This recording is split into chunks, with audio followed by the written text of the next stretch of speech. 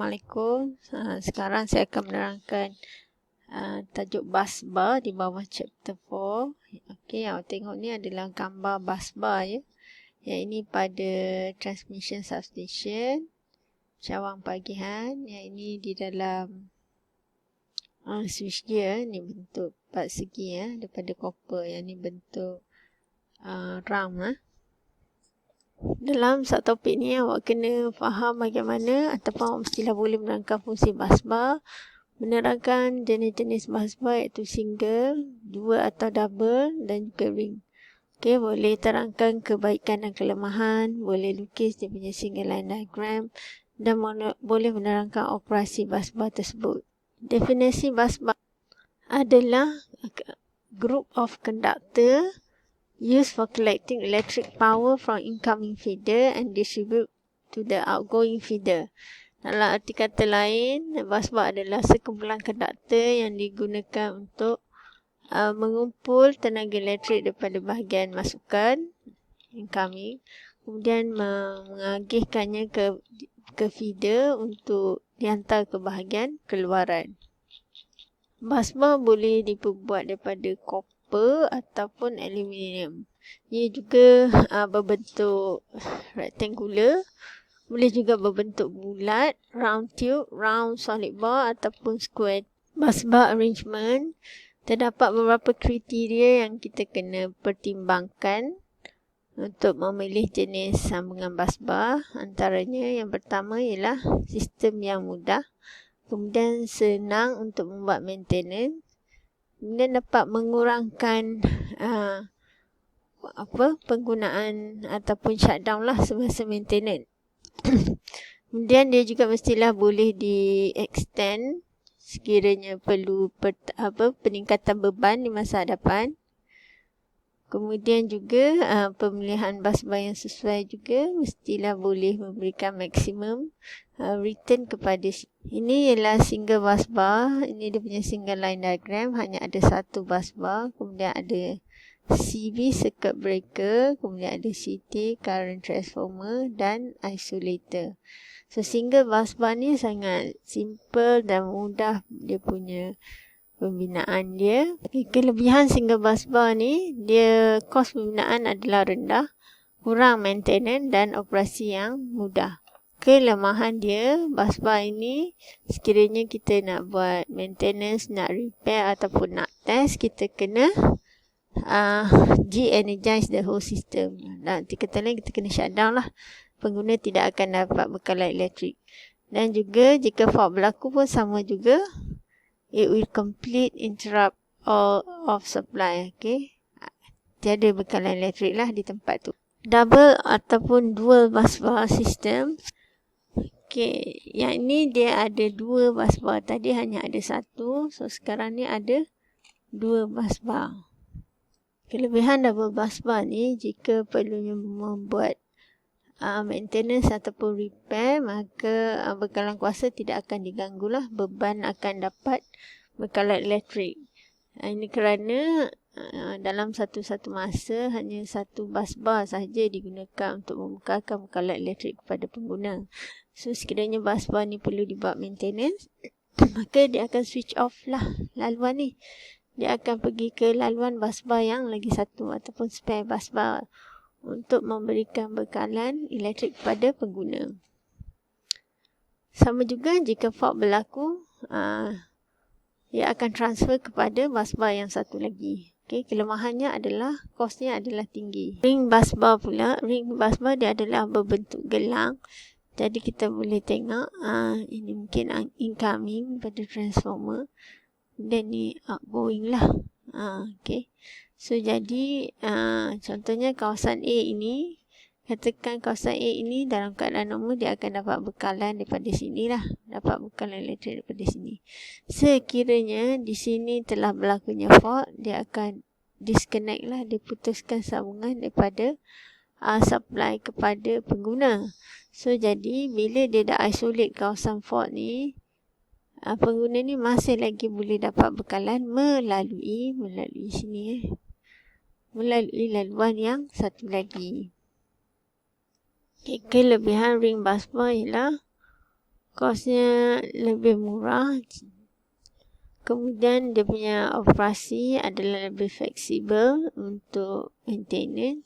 So any breaker ni maksudnya circuit breaker ke isolator yang memutuskan litar jika berlakunya overcurrent ataupun overvoltage. So sebarang breaker boleh digunakan, can be taken out of service without interrupting load. Maksudnya kita boleh disconnect ataupun kita boleh open breaker tu jika berlakunya fault tanpa mengganggu bekalan elektrik kepada pengguna. Okey, yang ni dia does not use main bus. Maksudnya dia tak macam double bus lah. Dia ada main bus bar and then dia ada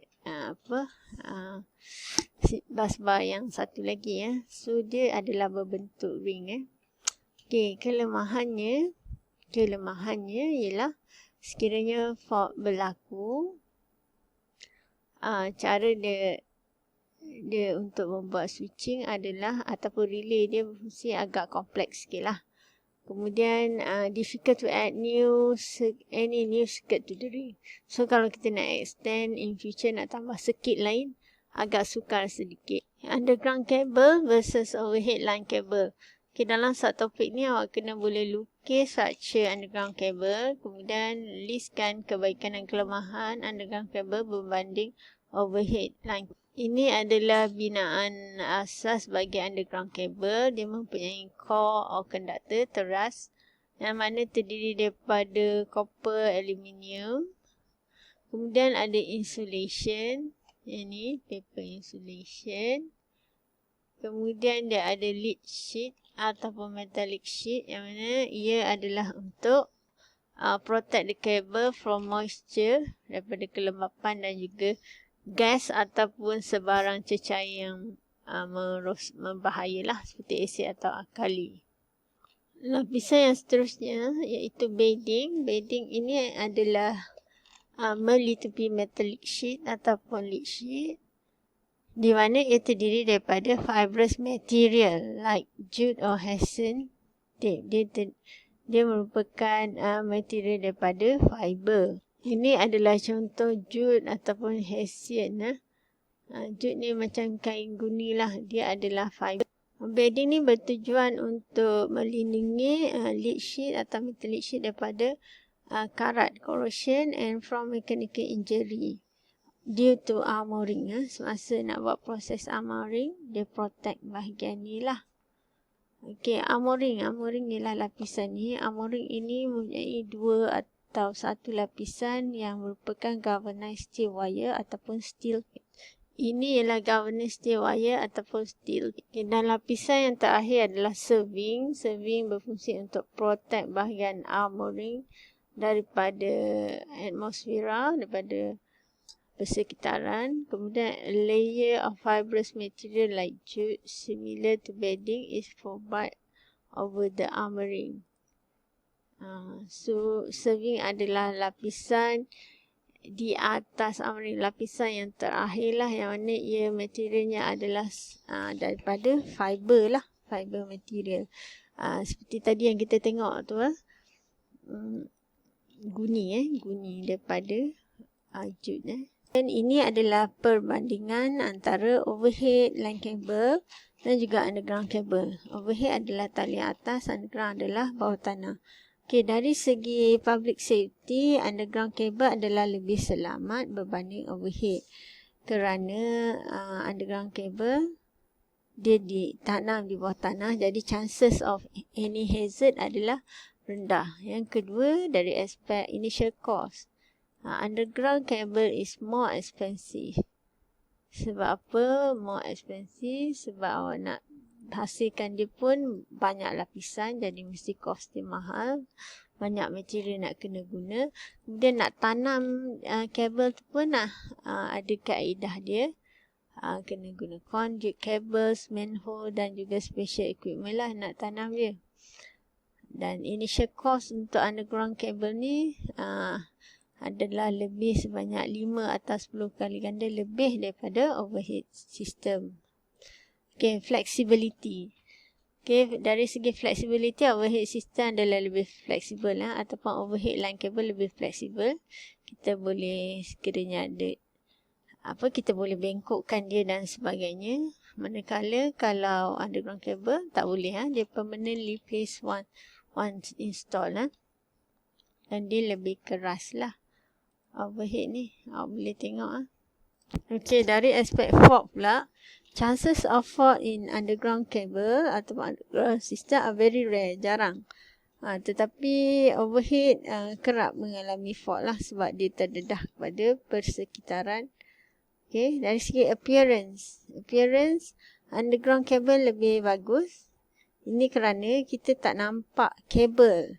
Macam di kuliah high-tech yang menggunakan underground cable. Jadi bila awak tak nampak kabel di jalan-jalan, tak ada tiang-tiang elektrik yang ada kabel berjujuran tu, maka dia lebih cantik.